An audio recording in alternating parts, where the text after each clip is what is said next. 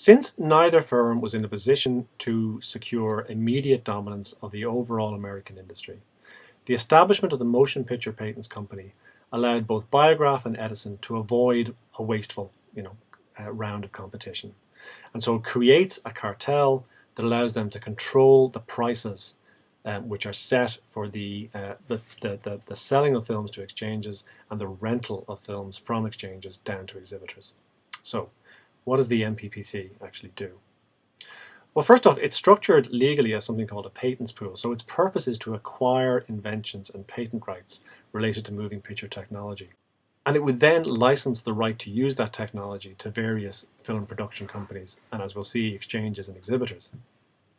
In December 1908, the MPPC formally commences operations by accepting the assignment of a series of patents, mainly from Edison and from Biograph, but also a couple from Armat and from Vitagraph as well. And under a specified system, royalties from equipment manufacturers, so companies who are making film cameras or film projectors, from film producers, and from theatres who were using projectors were to be collected and distributed amongst those four companies that had assigned their patents to the MPPC. The MPPC also signed a 3-year exclusive contract with Eastman Kodak, the principal US film stock manufacturers, which meant that only MPPC members could get access to that film stock, making it very difficult for other film producers to get access to the raw material for filmmaking. In addition, they licensed basically all the significant film producers in the country and the remaining significant film importers, fixing rental prices at a minimum level. And the effect of that, of course, is to increase the prices that distributors had to pay to buy prints in the first place, and the exhibitors had to pay to rent prints from distributors. The MPPC then moved to control distribution. Of the 130 to 140 or so exchanges operating in the United States in early 1909, they licensed 100 or so of those to act as exclusive Edison, or rather, to act as exclusive MPPC licensees. So those companies agreed that they would only take films from the MPPC, but the MPPC in turn agreed that they would only make their films available to those film exchanges. And having established that kind of relationship with the kind of key distribution companies within the United States, key film exchanges, they then moved on to license theatres who were using projectors, which again were using technology that fell under the Biograph, Edison, Armat and Vitagraph patents.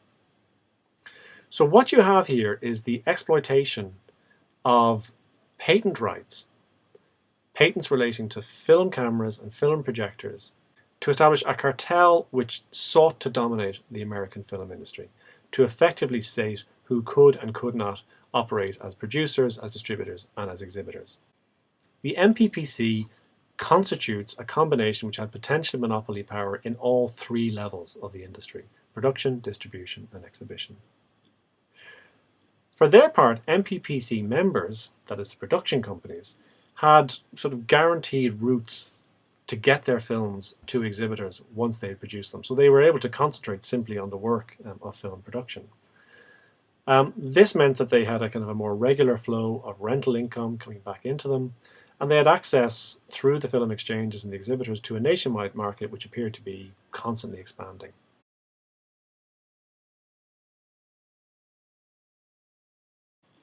So you could argue that the strategy sought to, and in fact did do this, sought to stabilize the industry.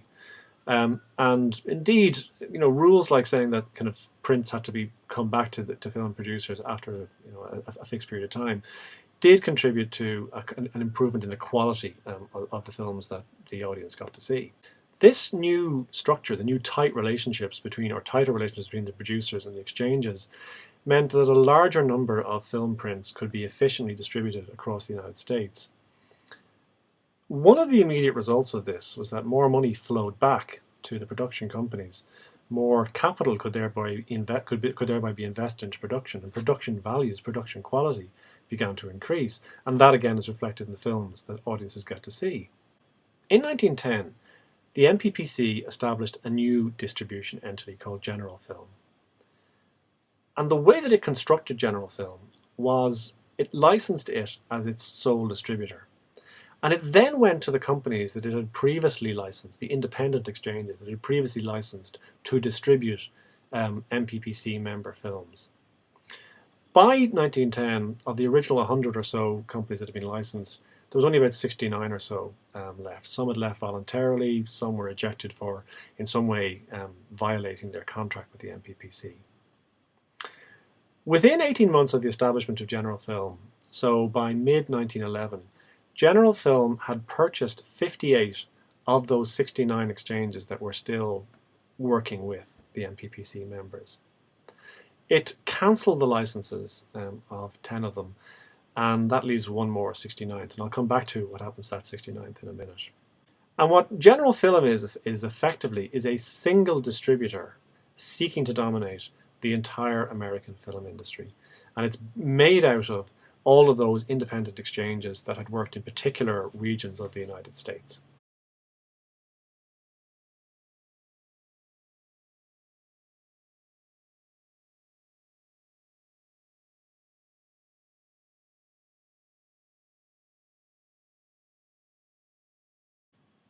So the MPPC is an attempt to monopolize the American film industry. But one of the problems I suppose it faces is that the demand for film content is so great that there's a really strong incentive for people to work outside the strictures of the MPPC. So you have a constant flow of independent production distribution companies emerging between 1909 and 1912, constantly challenging the position of the MPPC.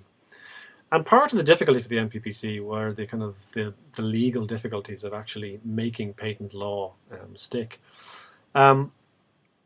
Patent law required that if you're going to be sued successfully for breaching a patent, you had to be caught actually using the patented equipment. So independent production companies would often keep several cameras on set, and they would pull out alternative cameras that probably didn't work very well if detectives sent there by the MPPC basically appeared on the scene. This is also actually a period in which we start to see a shift from the East Coast for the American film industry over to the West Coast. And that is, I mean, in case I haven't made that point clear to this point, that is where the American film industry is for the first 20 years of existence. It's built around New York and New Jersey. One of the reasons for the shift to Hollywood in Los Angeles is precisely because they want to move away from the influence of the MPPC members. I mean, it also helps that you've got good weather all year round, and you've got fantastic lighting. That's a bonus, but it's also important that they're trying to basically evade the long arm, basically, of the law of the MPPC lawsuits.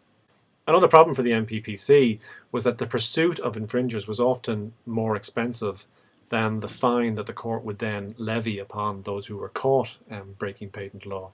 At the same time, the cost of that fine was probably less than those independent production companies could make from staying in the film business. So sometimes they just took the hit, but then went straight back into making films as soon as they could.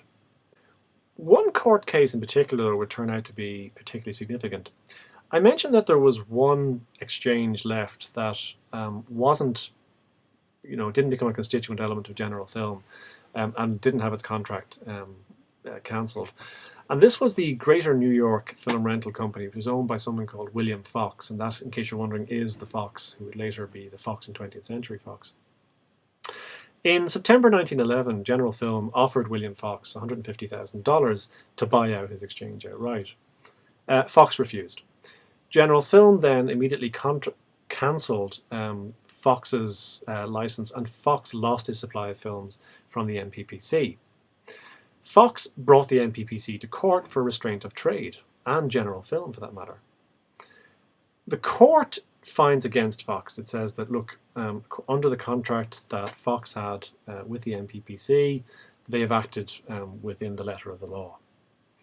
But the court case does attract the Department of Justice, not least because the judge in the Fox versus MPPC case argues that, or notes in passing, that it looks like the MPPC might constitute a restraint of trade. And the Department of Justice, as a consequence of this, will file an anti-monopoly or an antitrust suit against the MPPC, which would bring the entire legality of the structure of the MPPC into question.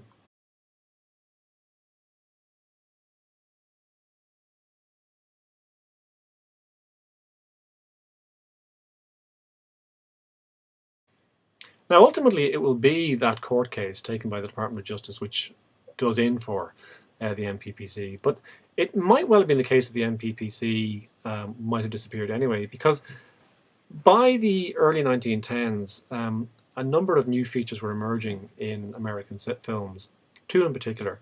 One was a shift away from short 1 to 2 reel films, and by short I mean a reel of film is about 11 minutes of film, so 11 to 20 10 to 20 minute films. So shift away from that towards much longer stories, to feature films, longer narratives, often associated with directors, influential directors like D.W. Griffith, who ironically actually had worked for Biograph in 1908. The other thing that, the other novelty or innovation that emerges in this period is the increasing reliance on stars as a way of selling films. And the difficulty for the MPPC members is that they seemed unable to quickly respond to these innovations that were generally brought before audience by independent production companies. Now, eventually they saw which way the tide was turning, but by that stage they had already fallen behind the newer companies that were emerging. And it is these newer companies that would ultimately constitute the companies that would dominate the American film industry in the 20s, 30s, and 40s, the golden age of Hollywood.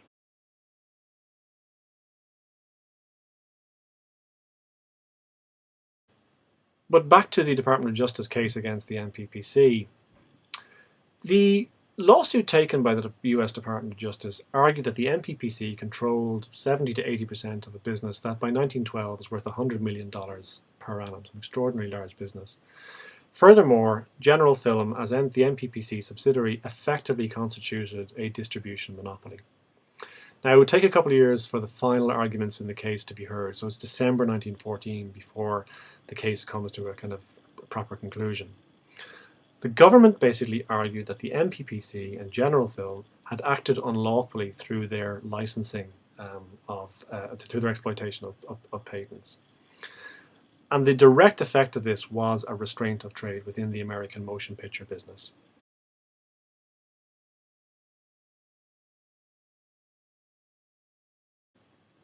The MPPC argued that actually their intention had never been to try and dominate the industry. They were just there to try and improve the quality of the content and the service that was offered to exchanges, to exhibitors, and ultimately to audiences. Finally, in October 1915, the court held down a decision that went against the MPPC. It ordered that the MPPC be dissolved. Now, not the firms that constituted the MPPC, but the MPPC as a kind of a patents pool combination be dissolved. This indirectly led to the collapse of General Film, and the way was left for a new structure to emerge within the American film industry.